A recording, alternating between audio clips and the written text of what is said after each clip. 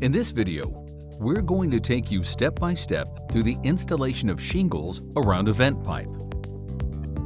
Begin by installing full courses of shingles up to the lower part of the pipe. Trim shingle to fit closely around penetration. Then, install a pipe collar over the shingles and nail in place. Apply a bead of roofing cement around the pipe and under the bottom edge of the pipe collar, allowing for trapped water to escape. Finally, continue installing shingles across the roof, trimming shingles around the pipe to create a perfect fit. Be sure to check out more GAF Pro Series installation videos. Good luck with your roofing project.